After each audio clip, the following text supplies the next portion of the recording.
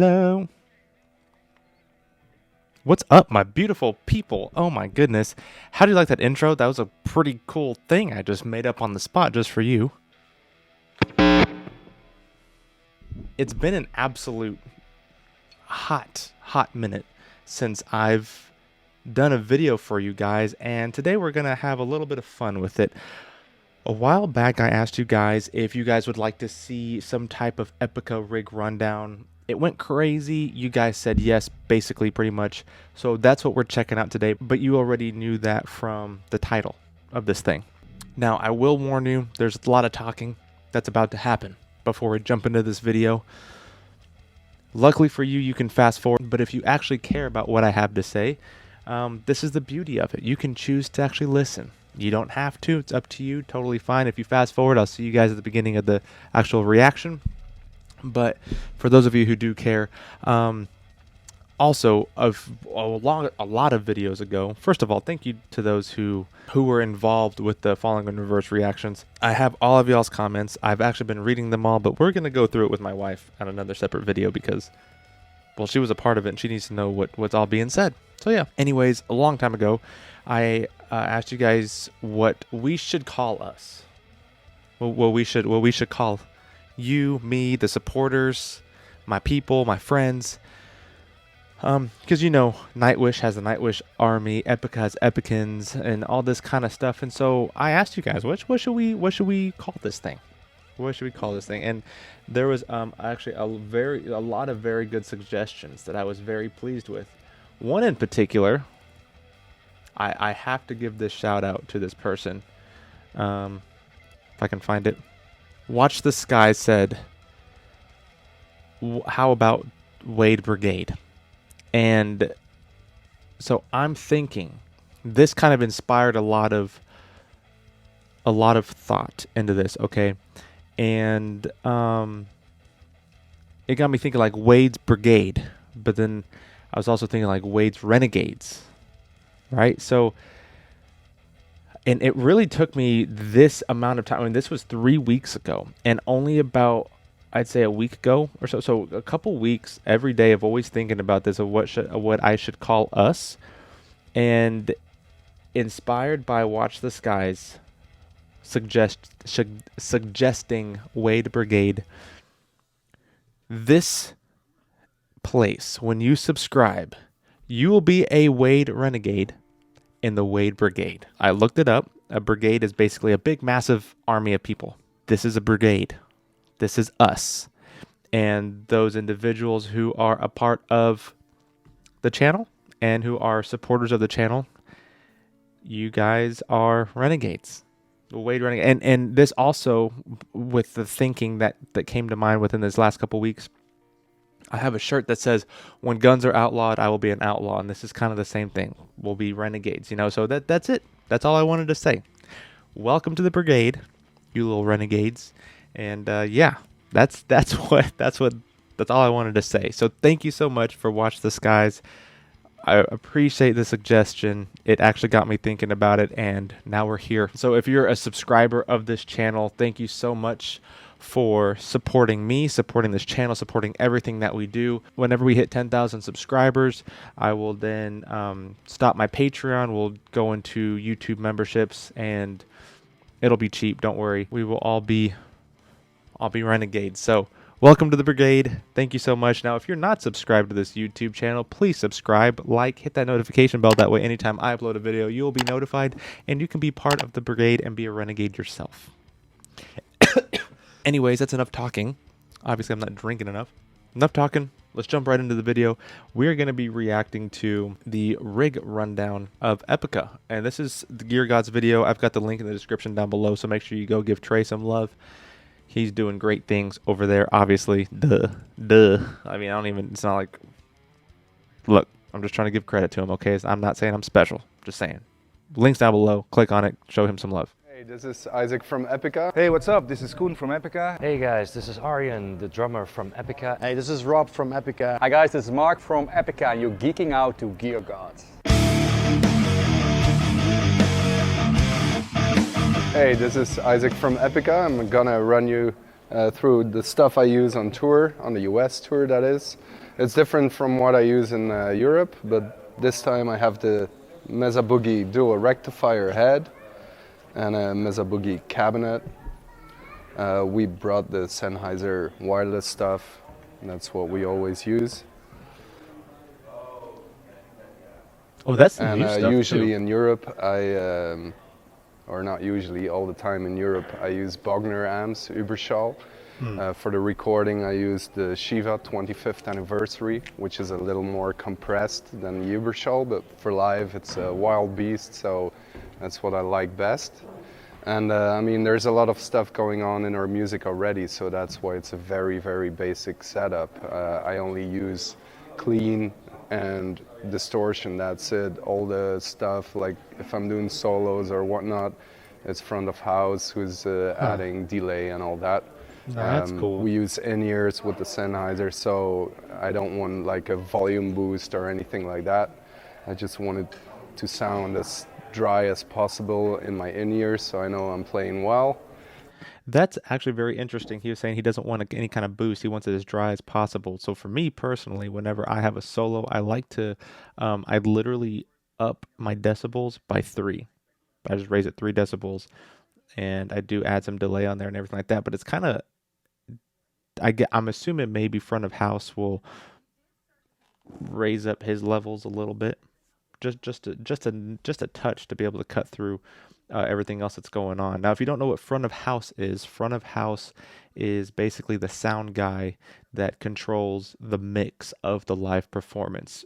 If you're a peasant like me and you go to your local bar or club or whatever and you go and record, usually the front of house guys are going to be people that have no idea who you are, what type of music you play. They're literally working for that bar. Sometimes they have no idea what music even is. So a lot of times, if you can help it, you want your own front of house guy. You want your own dude to come in that knows the band, knows the music, all that kind of stuff. Which I could almost promise you that their front of house guy is the same guy that travels with the band. I can almost promise you that. Yeah, that's what front of house is. It's kind of weird how he doesn't want I'm not saying that he should have a million effects. I just figured maybe for a solo you would definitely want a boost of some kind, even just a little hair, just a little bit. You know what I mean? And all the fancy stuff is added through the PA and not on the in-ears, and that keeps me sharp, I guess. So also on the pedals, I use a very basic setup. I can switch between channel 1, which is clean, channel 3, which is distortion.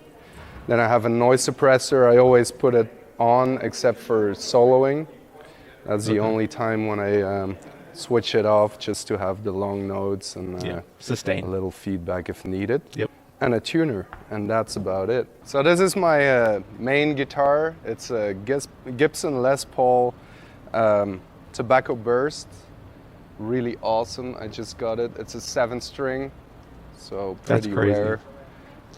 I had done a reaction to Epica once before, and I did not even notice he played a 7-string, and the comments went crazy about how I didn't notice it. But that's just not something that you look for in a Les Paul. That's really cool.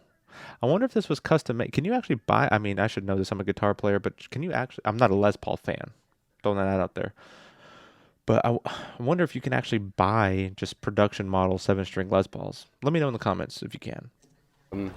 I also have the Heritage, just the flamed one. I can show you later. And yeah, some stuff I modified is this little saddle piece right there.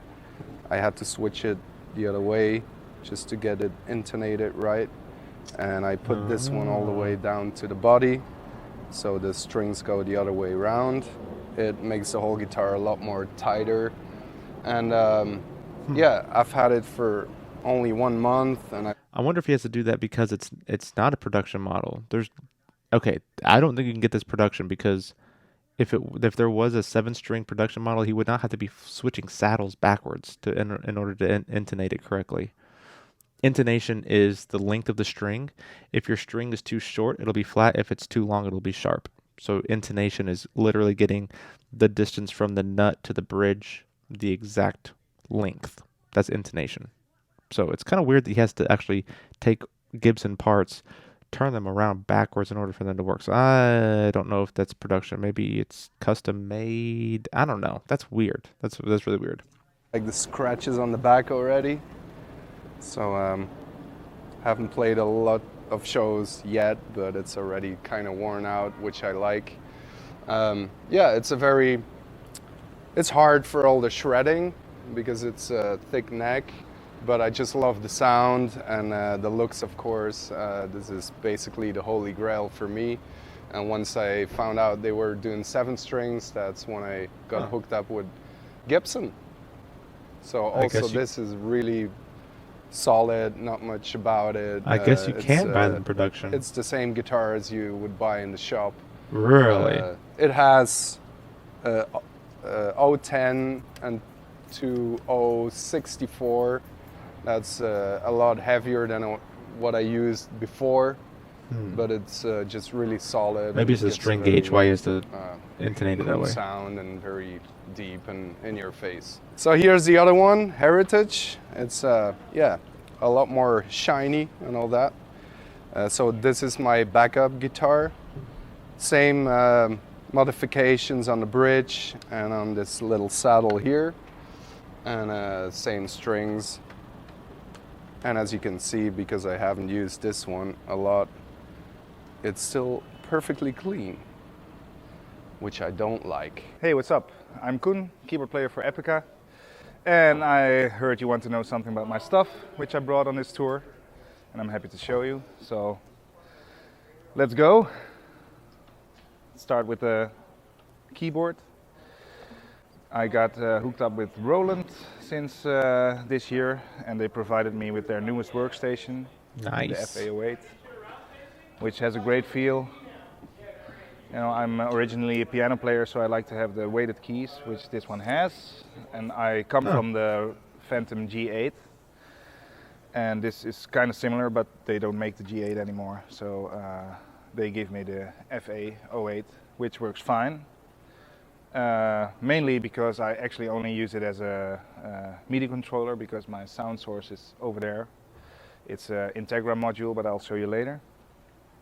This one is set up to be completely wireless since I like to move around, and we built an awesome rail for it so I can actually walk everywhere I want. Now this stage is not the biggest stage we play, but normally I can go all the way behind the drum kit. I'll show you how. We made a rail and I can move the keyboard around. Normally the rail goes all the way around, of course, and in Europe we even have a bigger setup. This was built because I wanted to move as much as I can on the stage to have the best performance possible. And I always already had the rotating stand built by this guy in Holland, and then we had a Belgian company build a rail system for it, so it's basically put on wheels now with the necessary brake so I don't fall off. Yep. Yeah, so we had to go completely wireless. That's why I use a sound source from over there and only a MIDI controller. So we have the MIDI beam from Panda MIDI, which is a wireless MIDI receiver and transmitter. We have one over here and one in the Revo from New Motion. They go into a MIDI merger from MIDI Solutions, and they go into the sound source, the Integra module from Roland. Yeah, that's basically it. I control the sounds here by pressing the pads, and those are all programmed into the Integra. I have 2 sustain pedals, which are placed strategically so that if I move any way, I can at least have access to one. Ah, that's cool. Of course, the cup holder for beer. But now I usually do water because you can drink and drive, of course. So it's very interesting. You're right. Luckily for me, I have 2 great techs who came up with a power source to have this wirelessly powered, or wirelessly, of course. There's just a battery. It's a normal I think it's an extra laptop battery, but our guitar tech, who's also an electric technician, built a little machine that it can power the keyboard Wow, that's for crazy. up to 6 hours or 7 hours. So That's amazing. Our shows usually last for 1.5, so that's easy. And then we have Plenty. 2 of those, so we charge it in the bus every night, so that there's no problem. That's about it. What we got here. Then we have the Revo from New Motion, Canadian company. It's also a MIDI controller, which is built ergonomically. That's I don't know if so I can cool, hit the dude. microphone now. So it has the round shape, which is actually for your joints an easier way to play than straight. And instead of having the usual keytar to move around, I have never you can seen now that use before in my 2 life. hands because of the way it is placed around your body. That What's is there so to tell? cool. I use this also as the MIDI controller, so when I play on this, also the sounds go via the Panda MIDI wireless system into the MIDI merger, into the Integra, and I can walk over there and usually take a stroll into the crowd because this goes up to 200 meters, so I'm told. I never had to be that far away from the stage, but anyway, it's a great keyboard. It looks funny, you know. People awesome. ask me a lot about it because it's something else, and I'm, as a keyboard player, looking to do something else. Well, the most important part of my setup are my techs. They're here, Igor and Arien. Yay. And he built all the wireless stuff so that because it was, you know, it had to be invented. There was nothing for wireless keyboards, and luckily he's the kind of genius who makes it all happen. Agreed. Genius. But then we have the Integra module. It's the Integra 7, the newest sound module from Roland.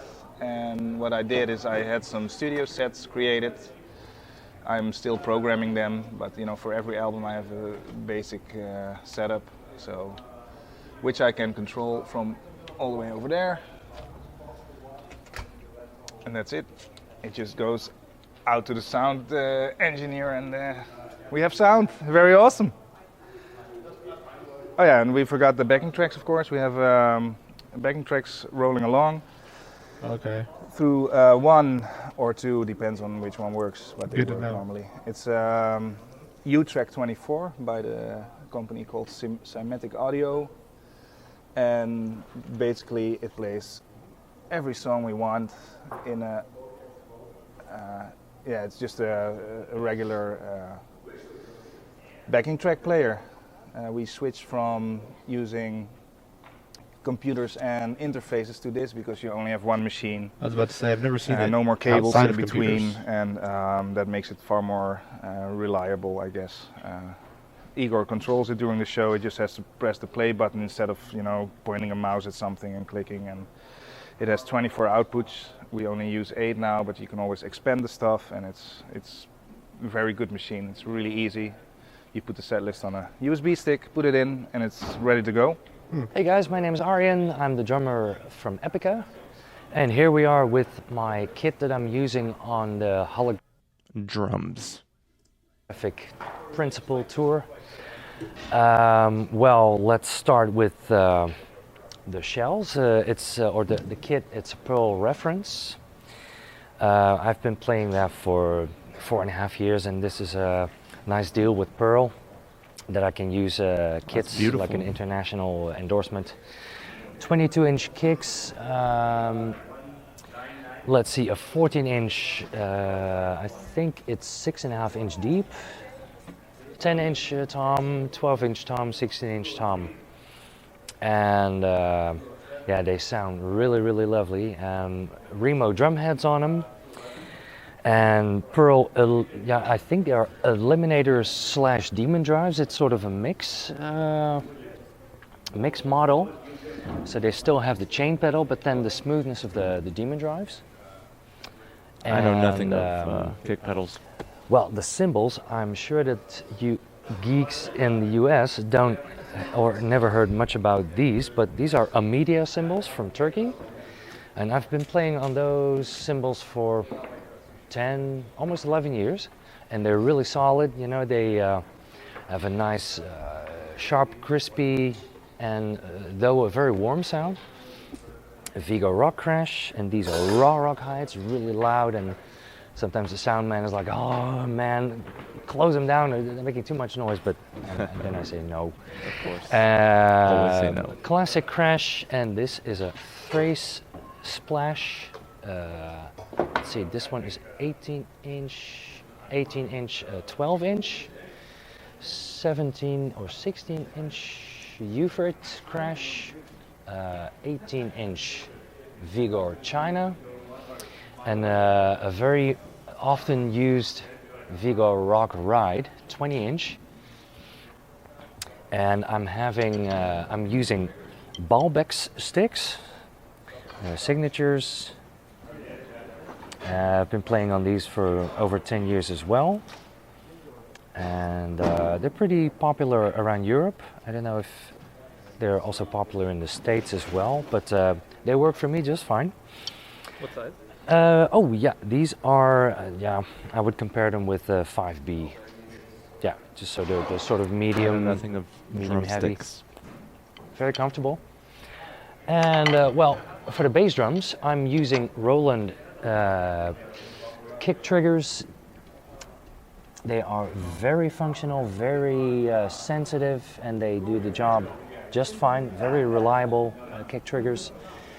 So per kick, so I don't use a double pedal, so I need 2 triggers, and they're connected to a Roland TM2 trigger model. And it's really cool. You can store in your own samples if you want with an SD drive. That's cool. And all this is connected to a little mixing desk. And I only use, or I get a click track, I get a hard disk track, and then my kick drum, the triggers, and I can modify and make the sounds myself and you know, set the levels. And I don't think I have forgotten anything, but this is what I'm working with, and I'm a very happy geek with that. Hey, this is Rob from Epica, bass player. Welcome here. We're in LA in the Regent Theater. We just did our sound check, and we're going to do a small rig run through. It's not that big, you'll probably be surprised, but let's start with my pedal board. As you can see, Oh, I like that. this is it. You people must be a little bit shocked, but that's it. This is where my bass signal goes through. This is a clean DI. It's a Radial J48. It's active because my basses are actually passive, so it needs a little boost. From there, it goes to the Darkglass Microtubes B7K. This is an amazing pedal. This is basically my drive signal, so I have 2 channels, one clean signal, and one is actually for the drive. It gets a really growly bass sound. And as you can see, I use a fuel tank for the power supply. I've always liked those. And of course, I have a tuner right here. It's a Boss TU3. And this is Dutch for off. Sometimes I tend to forget it on stage when I'm a little bit too enthusiastic, so that's about it. And over here, this is custom made by my guitar tech. This is where my signal goes in, and there's a power cone cable over here, so it makes it much easier. And those are, as you can see here, channel 13, that's a clean one. Channel 14, that's my drive signal. That's basically it. Right now on tour, I have 3 basses with me. Basically, I just need one because all the time we're tuned in B standard. This is a 5-string Dingwall. It's called the Super PJ. As you can see, it has a lot of nice dings and bumps in it. Yeah, it's pretty road worn.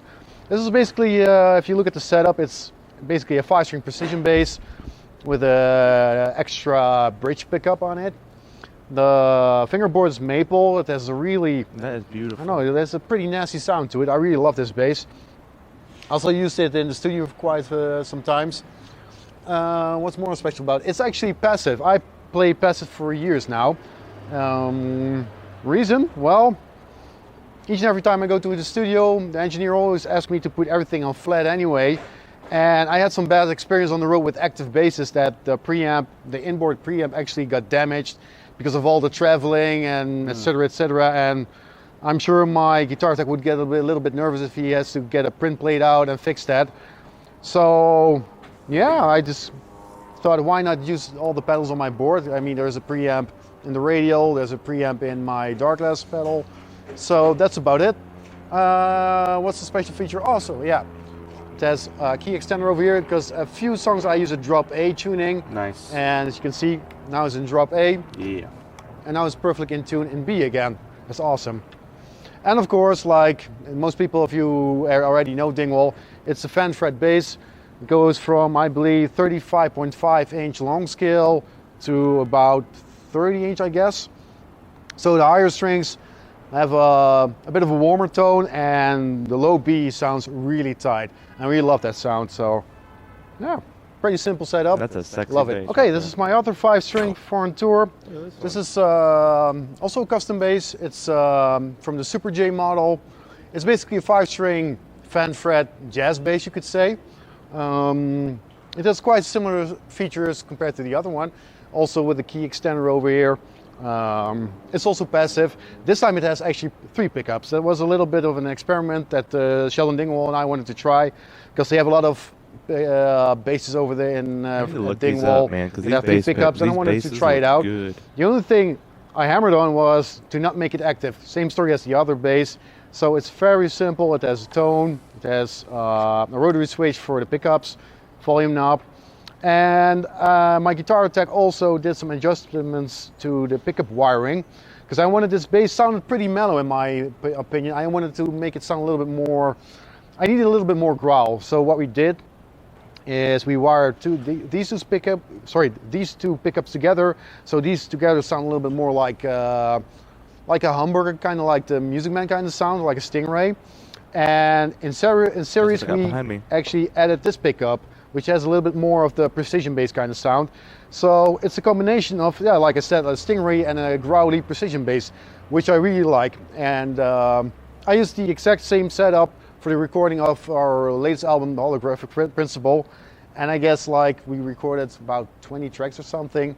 And most of the tracks are recorded with this bass, and I really, really dig the sound. Last but not least, this is my my newest bass, to be honest. I picked it up last week in Canada. It's Saskatoon, where the Dingwall This one headquarters compared is. to the other two almost look basic. Sheldon Dingwall Almost built looks me this basic. bass because we had this crazy idea of maybe designing a bass that is actually special for low tunings, because I think it's probably the most, sounds pretty familiar to a lot of bass players out there who are kind of forced to use a 5-string bass if they want to use low tunings like, for instance, B standard or drop A, like I did on the other basses. And to be honest, there are a lot of times that I don't even use the G string, so why bother? So I spoke to Sheldon Dingwall about it. He said, like, can't we make it like a 4-string in the same scale as a 5-string? So we have an extra long B string instead of the E string. I said, yeah, maybe that's a cool idea. And he had the ambition to actually, so as you can see, to build a 4-string passive Thunderbird model. So we put those two ideas together, and this is what we came up with. This is the latest model. It's called the D-Bird. It's a 4-string bass. It's tuned in B. It's also passive, and as you can see, just like my jazz bass, this also has 3 pickups on it, and it is exactly the same wiring as my other bass has. So that means if you put it like this, the rotary switch, you have this pickup, single, second switch, you have these two together, you have this a little bit more of a, yeah, like I said, a Music Man kind of sound. The middle, you have the middle pickup. To me, it sounds like a kind of a modern Rickenbacker kind of bass. Really like that one. Already did some recordings with it. It's awesome. And last but not least, that's more like my, I guess, signature sound. That's like I said before. It's these two in parallel, and the series just pick up with it. So you have this again, the humbucker sound combined with a bit of a more growly precision bass kind of sound. Okay, And I know a That's lot not of people are basic. kind of skeptic about this model, because a lot of Thunderbirds are really known by being out of, to have neck drop, for instance. But as you can see on the back, we did some adjustments, because you can add your strap, you can connect it right over here and over here, and you'd be surprised, because if you hang it around your neck, It's totally in balance, and love it. It's also very lightweight, and so far so good, man. I'm really happy with it, and for now this is my main bass on tour. So if you ever get to check one out, do it. Hi guys, this is Mark Jansen from Epica. I'm the guitarist and vocalist. Not the main vocalist, but the grunts. This is my main guitar that I use on stage. This one I bring on tour with me all the time because I like the color, basically. It's my second favorite guitar regarding the sound. My bass guitar is also custom made. It's a green one, and that one is at home. I just bring that one not so often on tour with me because I'm afraid it breaks. But this one is my second favorite, and I basically always play on this one, and almost never happens to me that I break a string, so I almost never need my second guitar. As you can see, there's only a volume knob on it because all the rest I don't need. Just this, when I play clean, I put it here, distortion here, and yeah, that's pretty much it. So that's awesome. It's a very easy setup. I wish I had a guitar like that because they say that whenever you remove the other knobs and all that electronics are taken out, the tone actually is different and it sounds better with that. And yeah, I don't use the tone knob either anyways. So I'm right there with them. I wish I could get a custom guitar made because I would do that right there. Literally one knob, volume, period, end of story, three-way pickup switch. The bridge is even fixed because I don't use handles for it, so it's pretty easy. Yeah, I have DiMaggio Blaze pickups. I use Ernie Ball strings.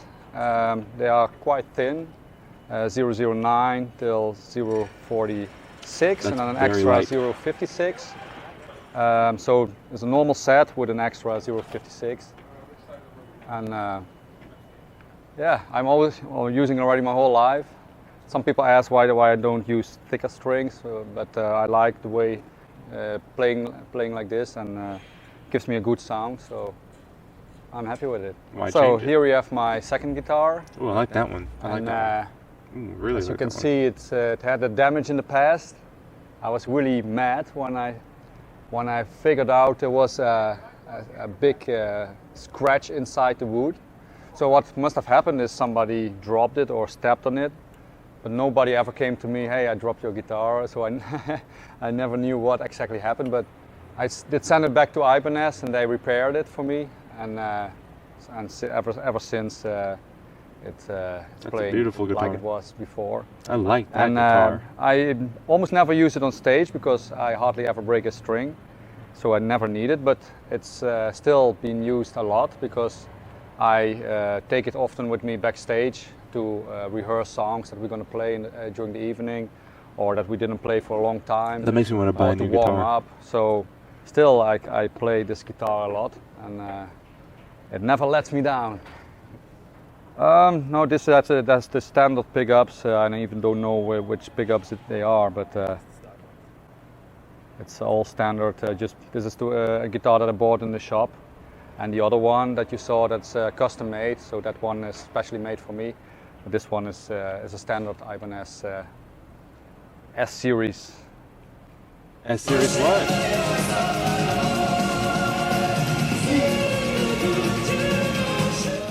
Well, thank you so much for hanging out with me. That was actually really cool. I enjoyed seeing that. That actually makes me really want to buy another guitar, so I need to stop thinking about it. But let me know what you guys think in the comments below. Do you like these rig rundown reactions? Let me know. Also, like I said before, video in the description box below from Gear Gods, as you can see right here. So go give that video some love and attention. Let me know what I should be reacting to next. Let me know what you think in the comments down below. I liked all that stuff. It was really, really cool. I learned a lot about the keyboards and definitely the drums. I'm into the drums. I love drummers. I can keep, your simple 4/4 beat. But as far as like details go and stuff like that, I don't know anything. Don't make fun of me. It's okay if you do, though. I make fun of me every day, all day long. Anywho, thank you so much for hanging out with me. I'll see you guys in the next video. Y'all be good. Peace. Hey, thanks so much for checking out this video. If you want to support me and my channel, please consider subscribing, hitting that notification bell, and liking this video. It's absolutely free and it goes a long way. If you want to support me further, please check out my Patreon, and if you're just here for a good time, cheers.